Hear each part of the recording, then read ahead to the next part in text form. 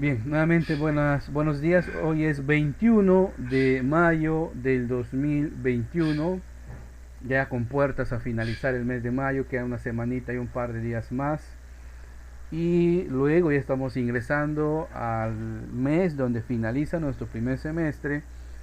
Un poquito de paciencia, ya llegamos al final.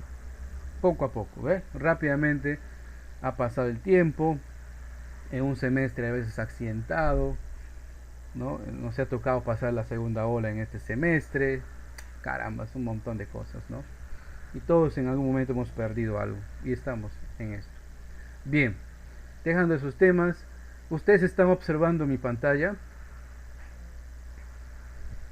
Sí, profe. Sí, profe. Bien, esta es la última unidad, esta es la última unidad que nosotros vamos a ver en el curso y lo vamos a hacer en dos sesiones. Si bien es cierto, la currícula propone que lo hagamos en una, pero a mi experiencia, esta tiene que ser tratada en dos, porque tiene unos cálculos, sobre todo lo que son en circuitos serie, paralelo, mixtos, que hay que analizar con mayor paciencia y tranquilidad.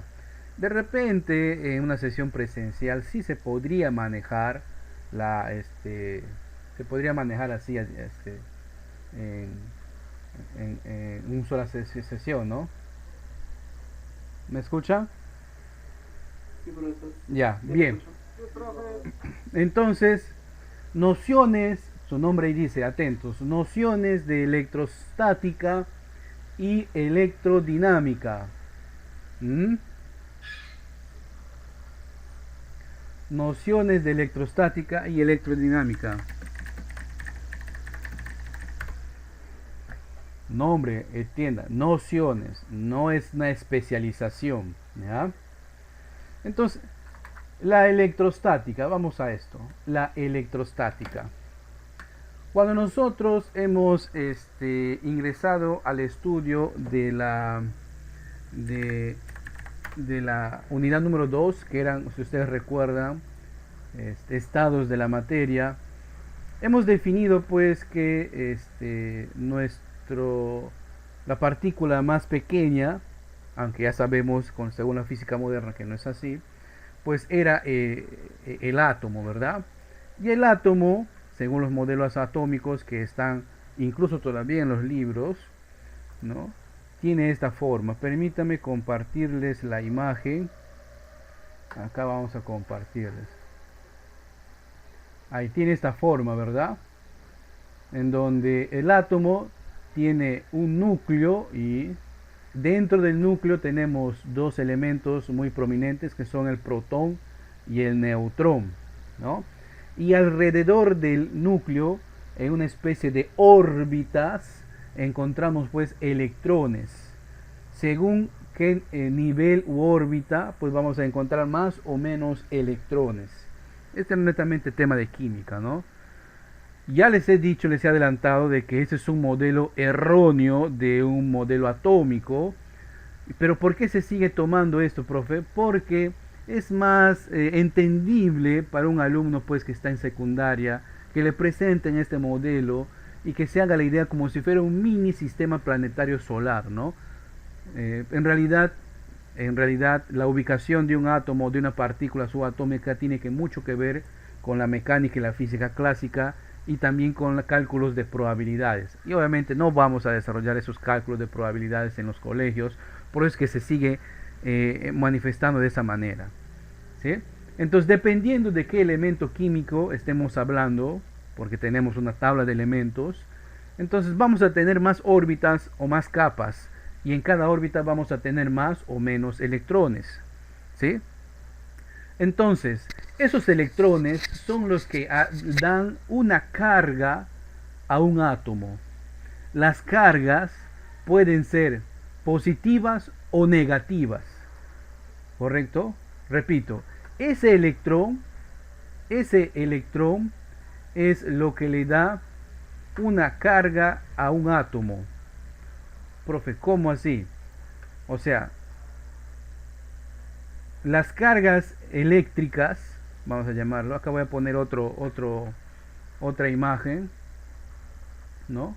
Acá vemos un átomo que tiene más capas, más órbitas y tiene más electrones, ¿verdad? Vamos a suponer que sea otro elemento. Entonces, cuando un átomo, cuando un átomo gana electrones, ¿sí? Vamos a suponer que este átomo le ha quitado electrones y han pasado acá. Cuando un átomo gana electrones, se dice que es un átomo cargado positivamente. O sea que tiene una carga positiva. Perdón, estoy hablando mal. Tiene una carga negativa. ¿Sí? Es negativa. Contradice nuestro sentido común. Ahí está. Repito, cuando un átomo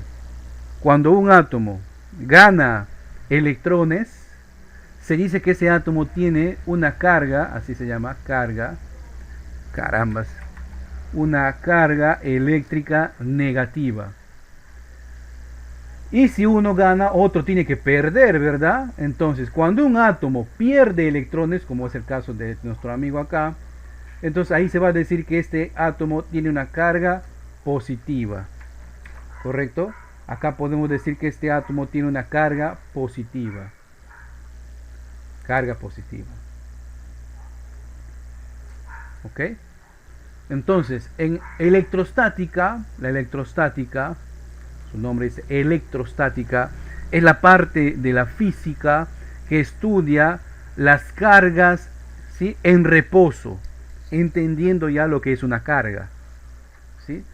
Repito, la electrostática es la parte de la física que estudia, ¿no?, las cargas en reposo.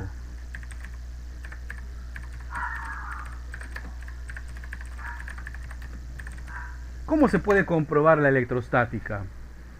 En los laboratorios de física y química, ¿no?, normalmente pues se tiene ahí barras de vidrio, y lo que se hace a veces es una franela, frotar las barras de vidrio, ¿no?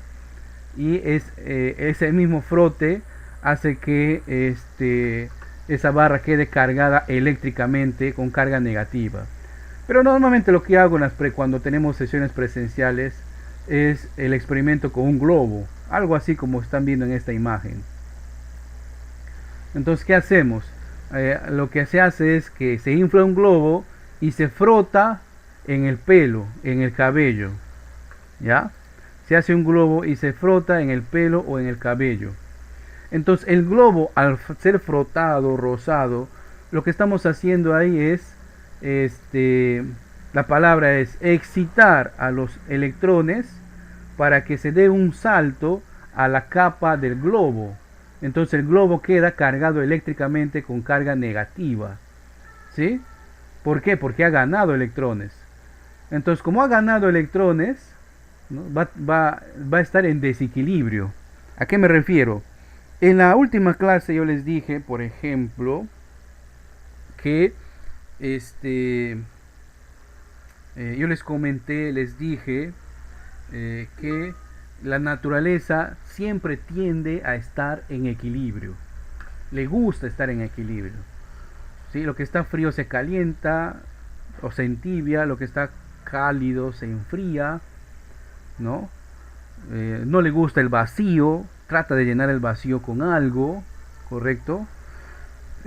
Igual acá, para la naturaleza, en el planeta Tierra, todas las cargas deben estar en equilibrio. Todo cuerpo debe tener las mismas cantidades de carga positiva y negativa. Cuando nosotros alteramos esto, por ejemplo, al globo le hacemos ganar más cargas, más electrones, o sea, por lo tanto, gana una carga negativa, ¿ya? Entonces, la naturaleza quiere estar en equilibrio. Y acá se da ese experimento con papel de piñata, ese papel pica pica. Si tú acercas el globo a ese papel pica pica, ¿sí?, ¿qué va a pasar?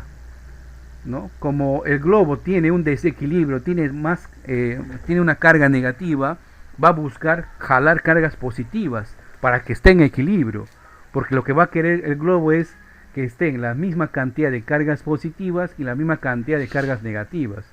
Entonces esa fuerza de atracción hace que los papelitos se peguen en la capa, en la cara del globo. Y no solamente eso, no solamente eso. Si nosotros acercáramos ese globo eléctricamente cargado a un chorro o a una caída de agua, ¿sí? A un chorro o a una caída de agua, observaríamos lo siguiente. Observaríamos lo siguiente. Esto, miren, ve. ¿Mm? Que el agua como que te tiende a alejarse del globo. ¿Mm? ¿Por qué? Porque las tiras de papelitos se acercan a él, pero porque el agua tiende a alejarse de cuando se acerca pues la cara lateral del globo, por lo que se conoce como la ley de cargas. Acá les tengo una ilustración que obviamente ha sido un poquito más manoseada, pero se entiende, a ver.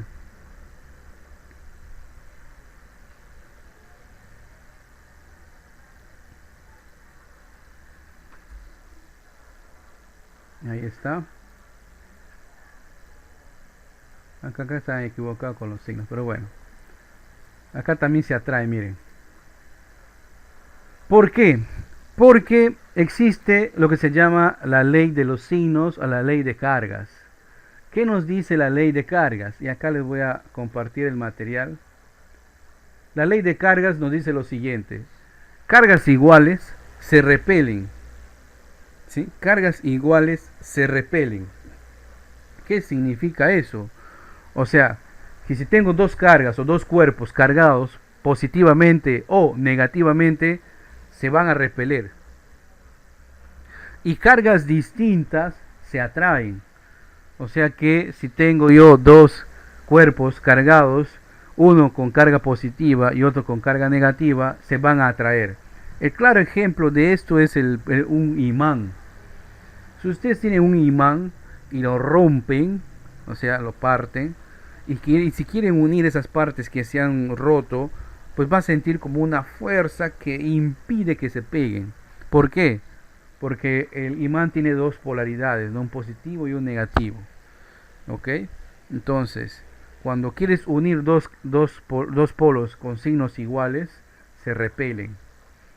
Y cuando quieres unir, o cuando acercas polos en signos distintos, ¿no? Se atraen. Esa es la ley de las cargas. Y esa fuerza es muy grande. ¿Eh? Imagínense que es tan fuerte que nos permite en este experimento, ¿no? De las tiras de papel levantar, ¿no? Gana la gravedad, le gana la gravedad y se pega a la superficie del globo. Esas de la ley de cargas se utilizan bastante, por ejemplo, en los trenes ultra rápidos, ¿no? Obviamente acá en el Perú no las tenemos, o si tenemos, no sé dónde hay, ¿ya? Pero, ¿qué pasa con esos trenes? Que tienen unos electroimanes, ¿no? Y cuando están encendidos simplemente dan la sensación de que esos trenes están levitando, como flotando, ¿no? ¿Por qué es importante? ¿Cuál es la diferencia con el tren que está en Lima, con el tren eléctrico? Es que el tren eléctrico utiliza la fricción, el rozamiento. Entonces hay desgaste, hay energía que se pierde en forma de calor. En cambio, esos trenes bala que le llaman, que levitan utilizando el campo magnético, pues no hay rozamiento, por lo tanto hay menos desgaste. Es más, no hay desgaste. Entonces, mediante un control electrónico, muy moderno obviamente, lo que se hace es invertir las polaridades y los vagones se mueven, ¿no? Eso es lo que pasa. Y obviamente como no hay rozamiento, teóricamente el único impedimento para limitar la velocidad es el viento, ¿no? Ya no las ruedas, porque si estarían sentados sobre unos rieles, si a más velocidad, más energía centrípeta ganaría la rueda y sobrepasaría la velocidad límite que soporta y se comenzaría a fisurar el metal, ¿verdad? Entonces no tendría límite de velocidad por ese campo. Algún día de repente acá podamos tener ese tipo de servicio, ¿ok? Algún día. Gracias a este tipo de fenómeno también se pueden explicar, por ejemplo, los rayos y relámpagos. ¿no? ¿Quién no ha visto un rayo, un relámpago? Ojo, no son iguales, ¿eh? Vamos a poner acá la imagen de un rayo, ¿ya? Profe, un comentario. Comenta. Ese de las cargas en el principio que lo utilizan para recrear la tabla voladora de la película Volver al Futuro. Claro, en esa película, cuando cae un rayo, le da la suficiente energía que le daba supuestamente el plutonio, ¿no? Y es más, en la traducción literal, cuando hacen el cambio de idioma, este, le cambian a gigawatts, dice, ¿no? Entonces, gigawatts de energía, no, no es gigawatts, ¿ok? Profesor, ¿se le escucha? Sí, profe. Sí, estoy compartiendo el internet de mi celular. Y a veces cuando intentan llamarme, ahí le corto, pero ya por lo menos el audio se va. Les voy a compartir una imagen más o menos que nos puede ilustrar, lo que pasa. Les comentaba de Volver al Futuro, ¿no? Sí, esa energía. Miren, las nubes también se cargan eléctricamente, ¿ya? ¿Por qué? Porque alrededor de las nubes no están estáticas, se están moviendo en la atmósfera. Y según lo que hemos aprendido, nuestra atmósfera, pues tiene aire, ¿verdad? Y el roce de las nubes con el aire también hace o genera el mismo fenómeno que el roce del roce del globo con nuestro cabello.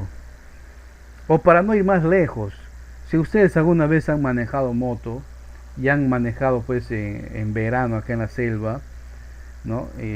Cuando estás manejando buen rato, te detienes y notas como los pelos de tu brazo como que se erizan, ¿no? ¿Por qué? Porque tu cuerpo ha generado, se ha rozado con el aire y se ha cargado eléctricamente, obviamente de muchos electrones, ¿no?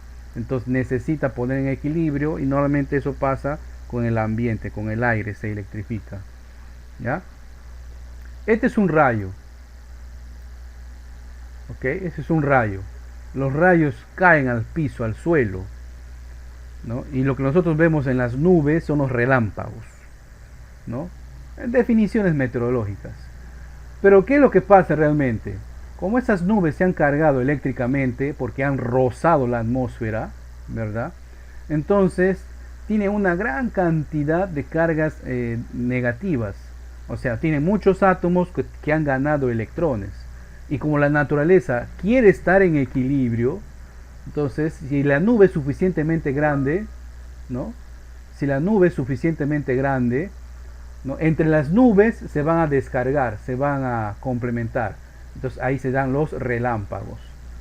Y si la nube está lo suficientemente cerca al suelo, entonces del suelo, el piso le va a entregar las cargas positivas. Entonces ahí la afirmación de que los rayos en realidad no bajan, sino suben, ¿no? Pero lo que nosotros vemos es la luz, ese destello, producto de una descarga muy rápida, y nos dan el efecto de que efectivamente la luz cae, pues, ¿no? Esa luz cae. Por eso, cuando ustedes vean, sobre todo acá en la Amazonía, en las playas, que se acercan pues nubes muy cargadas, amenazantes con llover, y les recomendaría pues que busquen, pónganse a buen recaudo, no estén en las playas, porque las playas, sobre todo del río Amazonas, son enormes, son de gran extensión y son planas. Entonces, si una nube quiere descargarse en la tierra, va a buscar el punto más alto y vas a ser tú. Entonces, por eso en una tormenta es muy peligroso estar pues en una playa, sobre todo una playa amazónica. Obviamente esto no va a pasar pues en una playa de la costa del Perú, ¿no? Donde no llueve, y si llueve no cae rayos, ¿correcto? Entonces, y lo que mata de un rayo en realidad es las quemaduras internas que produce el paso de esos electrones por el cuerpo, Entonces hay órganos que se queman, que se producen quemaduras de segundo, tercer grado, ¿no? Y eso es lo que mata realmente a las personas. Y cuando cae un rayo, pues si usted está por acá y cae un rayo por acá, espere un par de segundos para poder caminar, porque esta zona alrededor, este piso está cargado eléctricamente. Entonces, si usted está acá, no se mueva. Y si usted está por aquí, tampoco se mueva. Espera que se descargue. Porque al dar un paso, va a pasar un arco que va a descargarse sobre usted. Y ahí sí va a morir pues por un paro cardíaco porque el corazón se le va a parar, pues, ¿no? Hay situaciones distintas que se pueden presentar. ¿Ya? Hay situaciones distintas. No olviden, entonces, la electrostática explica todos estos fenómenos, ¿no? ¿Por qué existen los rayos y los relámpagos? Porque las nubes, al momento de rozar sobre la atmósfera, se cargan eléctricamente. ¿Y qué es una carga? Una carga es positiva cuando un átomo ha perdido electrones. Y una carga es negativa cuando un átomo ha ganado electrones, ¿no? Ahora, la electrostática normalmente se da por cualquiera de los materiales que pueden experimentar cargas, ¿verdad? Nuestro propio cuerpo, acabo de darles el ejemplo de cuando uno maneja una moto, ¿no? Bien, yendo netamente al caso, para saber con qué fuerza se atraen, para conocer con qué fuerza se atraen dos cargas, o con qué fuerza se repelen, porque pueden atraerse y pueden repelerse, utilizamos esta fórmula, en donde la fuerza de atracción o repulsión es igual a la constante K, que es la constante eléctrica en el aire. Es un valor que no vamos a calcular, ojo, ese ya está establecido. ¿Ya? Es 9 por 10 a la 9 newton metro cuadrado coulomb cuadrado. ¿Ya? Multiplicado por carga 1, carga 2, dividido entre la distancia que le separa al cuadrado. La distancia tiene que estar en metros. A veces nos van en centímetros o en milímetros. Hay que hacer conversiones. La fuerza se mide en newtons, ustedes ya saben. Y acá lo nuevo. Las cargas eléctricas se miden en coulomb. Se representa por la letra C mayúscula. ¿Ya? Las cargas eléctricas se miden en coulomb. Se representa por la letra C mayúscula. No olviden eso. Pero a veces esas cargas eléctricas son tan pequeñitas que se utiliza el prefijo matemático mu, que es igual a 10 a la menos 6.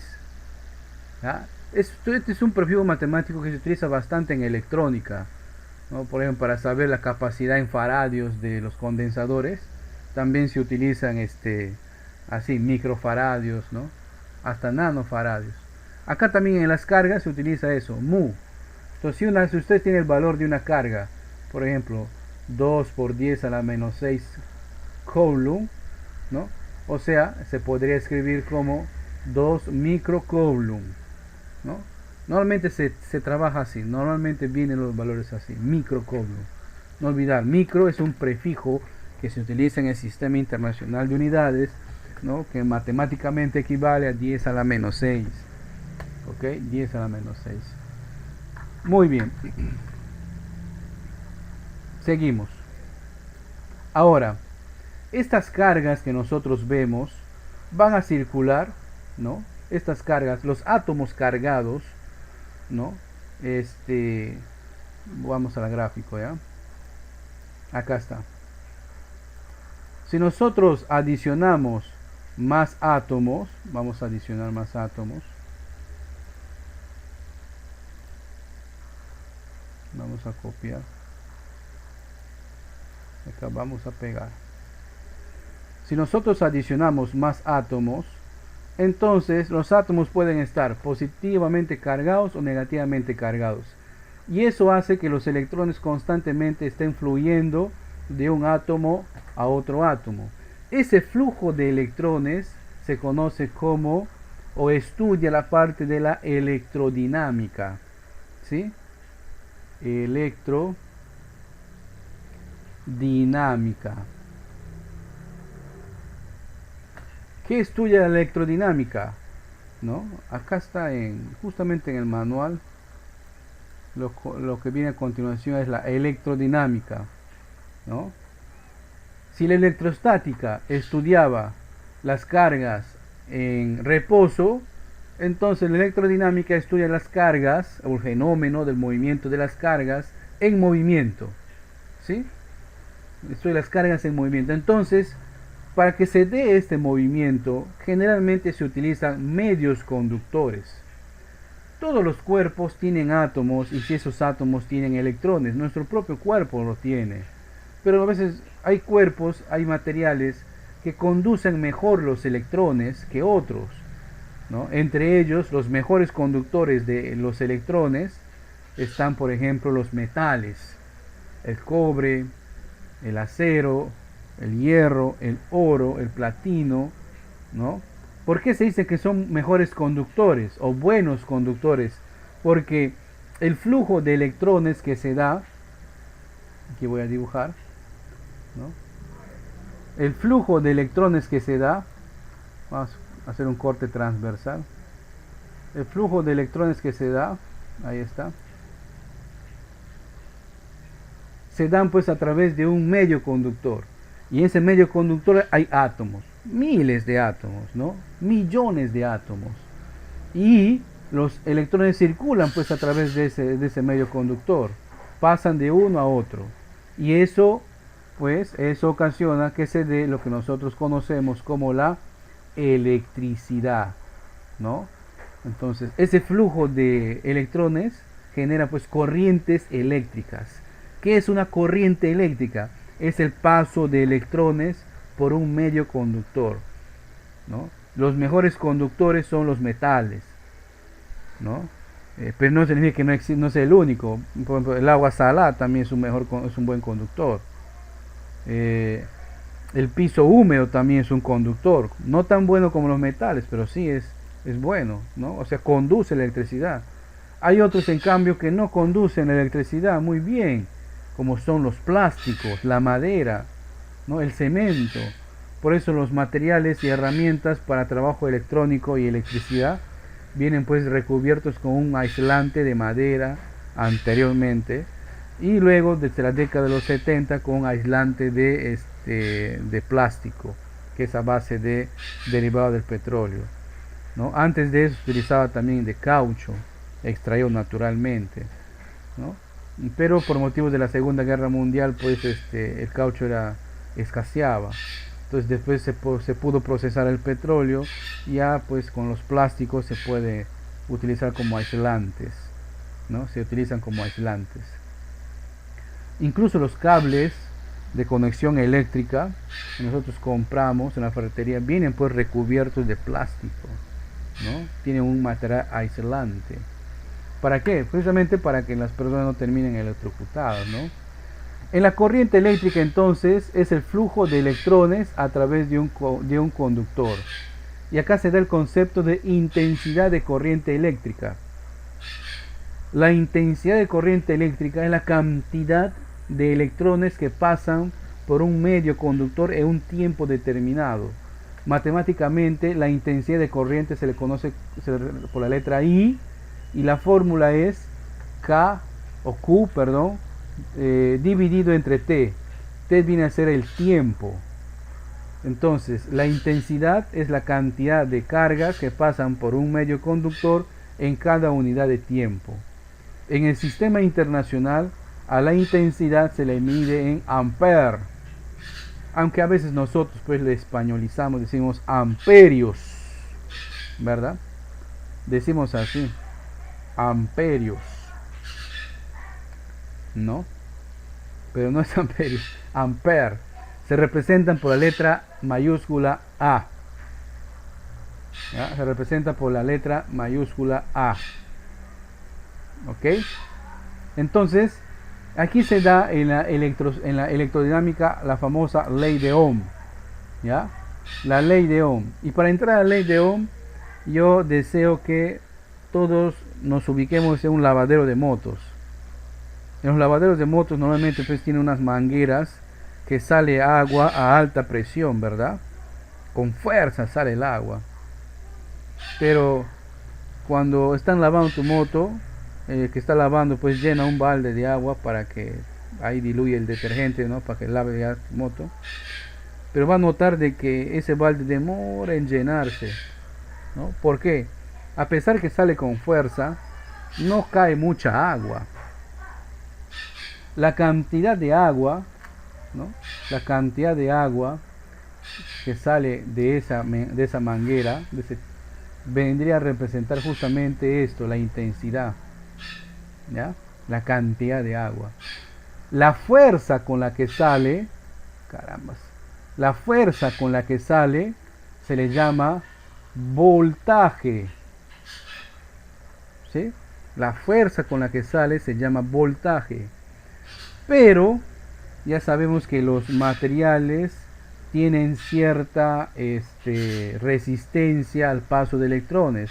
A la resistencia se le llama así, resistencia. ¿Ok? Resistencia. En el sistema internacional, a la fuerza con la que salen los electrones se le llama volts. Se representa por la letra V mayúscula. ¿Sí? Volts, ¿no? O voltaje en nuestro idioma. ¿Ya? Voltaje está bien, no voltios, ¿no? Dicen, según el SI debemos decir volts, pero ya se dice voltios. Bueno. La intensidad se mide en amperes, se representa por A mayúscula. Y la resistencia se mide en ohm, ¿no? Se simboliza por esa letra griega. Ya en nuestro idioma españolizamos, decimos ohmios, ¿no? Así le llamamos, ohmios. Y la única ecuación que existe es esta, la primera. La intensidad es igual a al volt entre resistencia.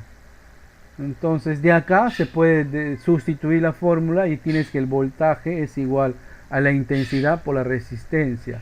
Y si quisieras calcular la resistencia, sería igual pues al voltaje entre la intensidad. No es que sean dos, tres fórmulas, no, sino es la misma fórmula que se ha cambiado o se ha sustituido según la variable que queramos calcular. ¿Ok? Según la variable. ¿Alguna pregunta hasta acá?